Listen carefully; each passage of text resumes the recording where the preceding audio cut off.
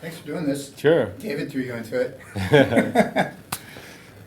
So I'm gonna actually ask you the questions that we prepared for David, because you guys are partners. Yes, correct. But so tell me a little bit about yourself and what brought you to hemp, and then I'll go into this because I know more about David than I know Sure. about you. I'm a businessman. You know, I'm in real estate development, financing. You know, I've gotten involved in some other startups, and I started investing in this field before I met David in Pennsylvania, where we bought some equipment and we started doing some trials just to understand better how hemp stalk can be processed to produce hurd and fiber, and we were not going in the right direction. And then I kind of met David, and then we were able to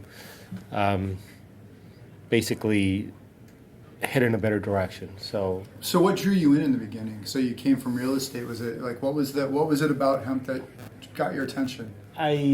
Somebody, when I was in Pennsylvania, somebody started telling me about it, and I just started doing my own research, and I just felt that because of a variety of factors, one of them being the health of the planet, you know, and the fact that there was more awareness, more consciousness, there was more people looking for solutions that didn't continue to harm the planet.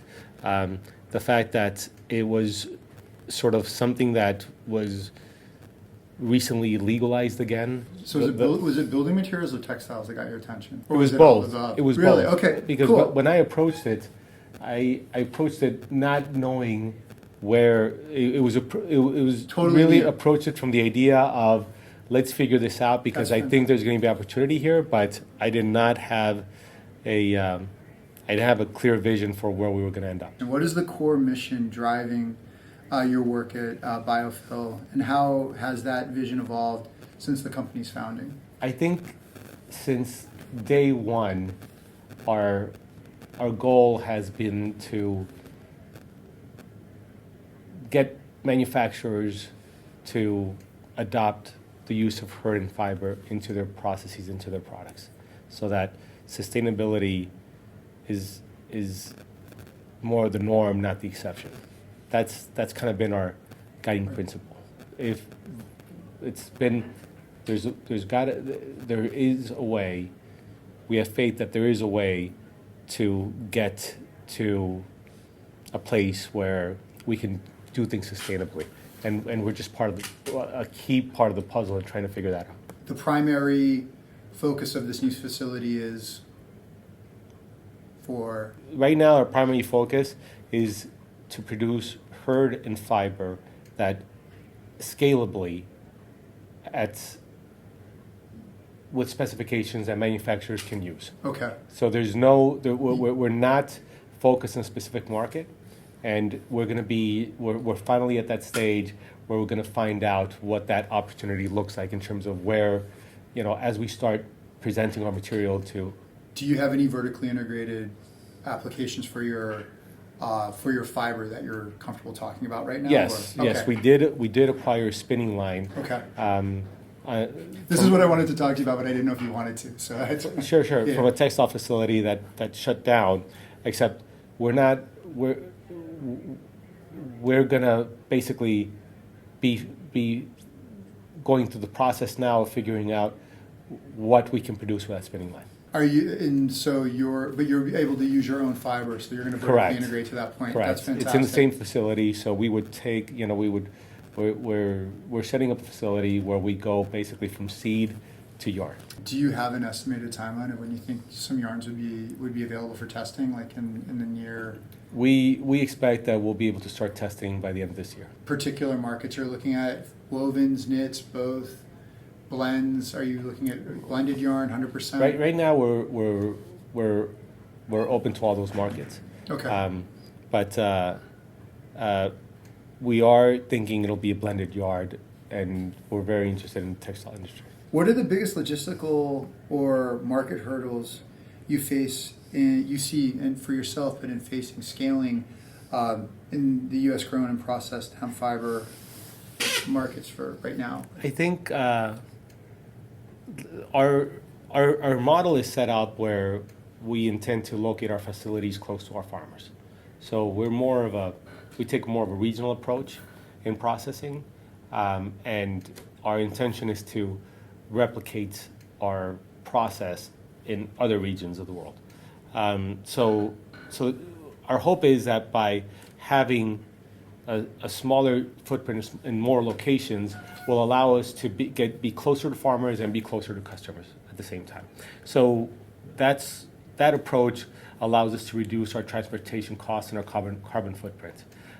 In terms of market obstacles, I don't see it so much as an obstacle, rather an opportunity, but the fact that the market is still developing. You still have, if we're going to sell to businesses that are incorporating our product into their processes, into their products, then that means we're still going to be going through a process where the market is not fully developed. But, you know, the flip side is that we have an opportunity in being part of helping the market develop.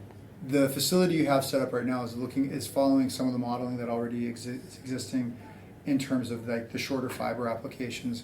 What are your thoughts about working with and developing inside of the other aspects, because we were interested in textiles, the other aspects of textile fiber applications with the longer fibers?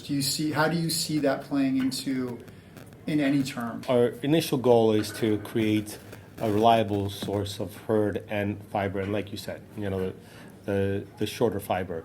And from there, we know we're more familiar with the demand in that specific fiber size, and we know we could, you know, that we can operate at profitability, but we're very interested in also pursuing longer fiber sizes as part of our research and development efforts. What do we need for support in the United States to bring us to a globally competitive level? I think right now, continued investment in R&D and incentives for people to invest in R&D. Grants, you have the research and development tax incentives. I think research and development is going to continue to play a very important role in this industry as it continues to develop. Do you have any thoughts about where product development should be and brand development should be for consumer-facing hemp products going forward?